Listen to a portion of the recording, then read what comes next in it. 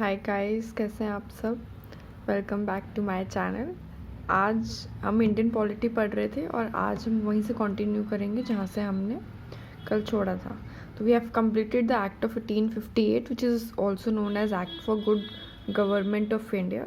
तो now we shall move forward with the Indian council acts of 1861, 1892 and 1909। ठीक है, तो फर्स्ट वन इज़ 1861। ये this act is an important landmark in the constitutional and political history of India, as it provided the recognition of portfolio system, which is introduced by Lord Canning in 1859 and which is actually the basics of today's government cabinet system in India. ठीक है, जो portfolio है वो यहाँ से शुरू हुआ था हमारे इंडिया में. And secondly, it actually initiates the representative system because viceroy ने first time non official members nominate करे थे अपनी काउंसिल में, और वो 3 लोग थे, sir Dinkar Rao, Maharaja of Patiala and Raja of Banaras. इन 3 लोगों को अपॉइंट किया गया था वाइसरॉय की लेजिस्लेटिव काउंसिल में. ठीक है, एंड डिसेंट्रलाइजेशन प्रोसेस स्टार्ट हो गया था, जो हम पढ़ते आ रहे थे कि 1773 फिर 1784 में बॉम्बे और मद्रास की पावर्स को उन्होंने Bengal governor general of Bengal को दे दिया था. तो इन दिस एक्ट पावर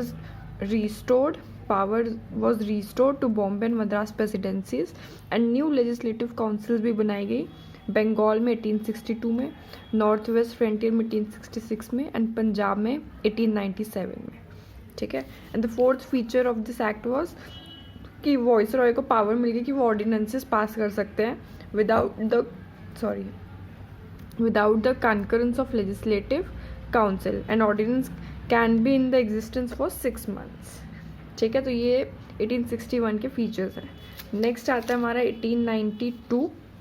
इसमें क्या हुआ था, इसमें इंक्रीज कर दिया था एडिशनल नॉन ऑफिशियल मेंबर्स की strength in both central and provincial legislative assembly. Provincial मतलब जैसे जो स्टेट्स की लेजिस्लेटिव असेंबली होती है वैसे ही तब प्रोविंसेस होते थे, तो प्रोविंशियल लेजिस्लेटिव असेंबली में. But it maintained the official majority in them. मतलब नॉन ऑफिशियल मेंबर्स की गिनती तो बढ़ा दी थी, but then it also maintain the official majority in them. दोनों में आपको परमिशन मिल गई थी 1892 में फर्स्ट टाइम जिसकी आप बजट डिस्कस कर सकते हैं. This happened first time, and first time also principle of representation actually में प्रॉपरली बिगिन हुआ था. इसमें तो सिर्फ शुरुआत थी सिर्फ 3 लोगों को अपॉइंट करके, राइट, बट वो भी वाइसरॉय अपॉइंट कर रहे थे. बट इसमें actually universities, districts, zamindars, traders were empowered to nominate members to provincial councils. ठीक है, and the fourth feature was election. word use नहीं हुआ था, but indirectly there was became a provision for use of election, directly और indirectly, क्योंकि universities district लोग भी nominate कर रहे थे मेंबर्स को, तो वो कहीं ना कहीं आ रहा था, बट इलेक्शन वर्ड यूज नहीं हुआ था, right. And then we have the 1909 Council Act which is known as Morley Minto reforms. ठीक है, अब इसको मॉडले मिंटो रिफॉर्म्स क्यों कहा जाता है, बेसिकली जो मॉडले साहब थे वो हमारे सेक्रेटरी ऑफ स्टेट थे उस टाइम के, एंड जो मिंटो थे वो वाइसरॉय थे. जो पहले नेम आता है वो सेक्रेटरी ऑफ स्टेट का होता है, और जो सेकंड में नेम होता है वो वाइसरॉय का होता है. एंड हम सबको पता ही है 1909 में सेपरेट इलेक्टोरेट्स हुए थे फॉर मुस्लिम्स, जिसकी वजह से ये सब हुआ फॉर मुस्लिम्स. तो मॉडले मिंटो रिफॉर्म्स. दूसरा, मिंटो को हम फादर ऑफ कम्युनल इलेक्टोरेट भी बोलते हैं. ठीक है, और तो इसके मेन फीचर्स है, पहला कि increase in the strength size of legislative councils in both central and provincial councils. ठीक है, increase in the size of, लेकिन इसमें retained majority in central legislative council but allow non-officials to have majority in provincial में. ठीक है, in 1891 we have official majority in both of them, but in this 1909 we have the government retained majority in CLC but allow PLC to have non-official majority. ठीक है, second separate electorate से हमने पढ़ ही लिया. And the most important है Satyendra Nath Sinha, Satyendra Prasad Sinha, first Indian member actually to be appointed to viceroy executive member. First law थे ये, first law member बने थे जो एग्जीक्यूटिव काउंसिल में इनको अपॉइंट किया गया था. इसमें questions can be asked and move resolutions and so on for budget. In 1891 it was first time कि बजट को आप डिस्कस कर पा रहे थे बट आप कुछ और नहीं कर सकते थे. बट इसमें अब था कि आप क्वेश्चन भी पूछ सकते हैं, रेजोल्यूशन भी मूव कर सकते हैं and so on for budget. इसके बाद आता है हमारा 1999 मोंटागो चेल्मफोर्ड रिफॉर्म्स. राइट, इसमें भी मोंटागो हमारे सेक्रेटरी ऑफ स्टेट है एंड ही इज़ वाइसरॉय. ठीक है, ये अगस्त 1917 में first time that government of Britain actually declared कि हमारा जो ऑब्जेक्टिव है was to gradually introduce responsible government in India but as an interior part of British empire. ये उन्होंने बोला था. So this can be asked कि ये जब ये बात बोली गई थी तो कौन से रिफॉर्म्स आने थे. तो इट वाज इन 1919 में या फिर ये बात बोली गई थी अगस्त 1917 पर. ठीक है, तो फीचर्स ऑफ दिस एक्ट. पहला जो इंडियन लेजिस्लेटिव काउंसिल था, अभी तक सिर्फ एक हाउस होता था, अब दिस बिकेम बाइकैमरलिज्म, मतलब दो हाउसेज आ गए. पहला upper house and second lower house. तो majority of members chosen by direct elections which is property, tax and education. ये वोटिंग मतलब जिस इलेक्शंस में कौन पार्टिसिपेट कर सकता है वो on the basis of this था, प्रॉपर्टी, टैक्स और आपके पास एजुकेशन कितनी है. ठीक है, principle of communal representation for Sikhs, Christian, Anglo Indians,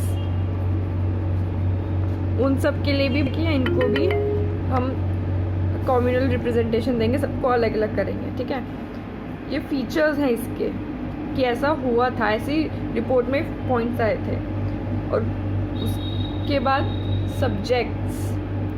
right, subject central जो सब्जेक्ट्स हुआ करते थे उनको हमने डिस्ट्रीब्यूट कर दिया, एक सेंट्रल सब्जेक्ट और प्रोविंशियल सब्जेक्ट.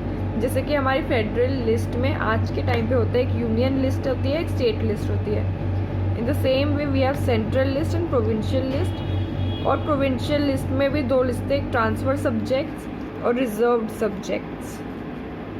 ठीक है, रिजर्व सब्जेक्ट तो governor plus member of transfer subject, governor plus member of legislative council के उससे होता था transfer subject. But reserve subject governor अपनी एग्जीक्यूटिव काउंसिल की हेल्प से के साथ डिसीजंस ले सकता था without the concurrence of member of legislative council.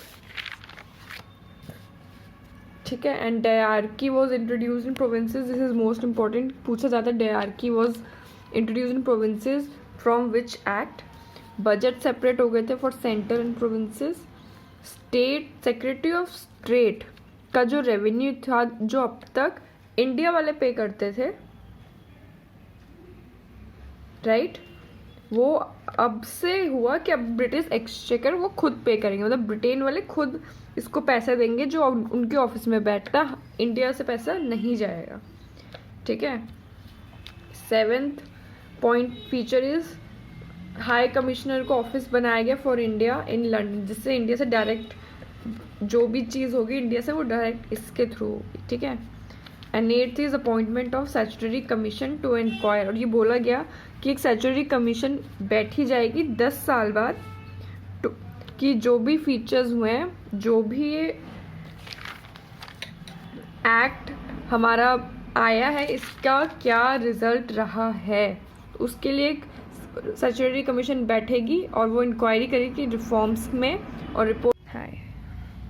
जो स्टैट्यूटरी कमीशन था वो सिमन कमीशन था जो 1927 में आया था, राइट, जिसको लेकर इंडिया में काफ़ी हड़ताल हो गई थी, because you know it has no Indian members in it, all are white members, 7 members all are English people, fine.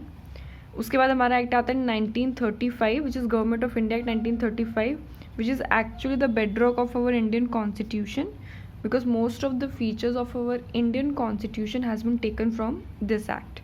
ठीक है, तो establishment of all India federation with provinces plus princely states, but it did not came into form because princely states did not agree for all India federation. ठीक है, and this act 1935 act actually divided the power between center and provinces, you know, in terms of 3 lists: federal list, provincial and concurrent list.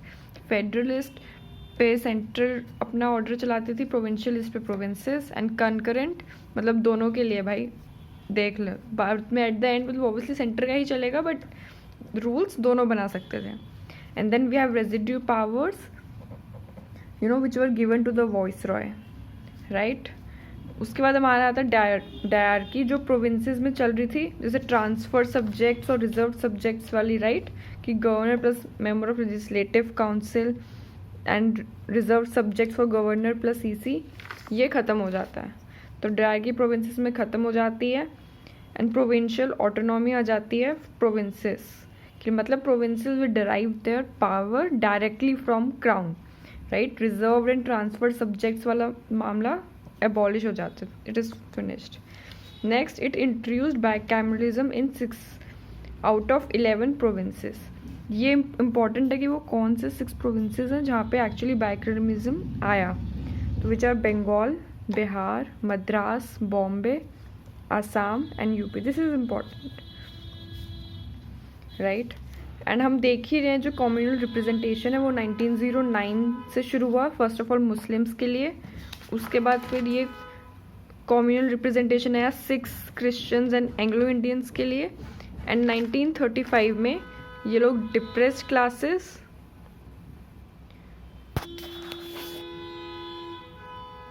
Labours and women के लिए भी communal representation लिया है।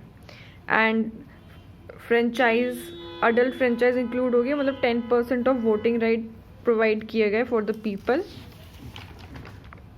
ठीक है। And the next feature is RBI establish हुआ, reserve bank of India establishment की हुई।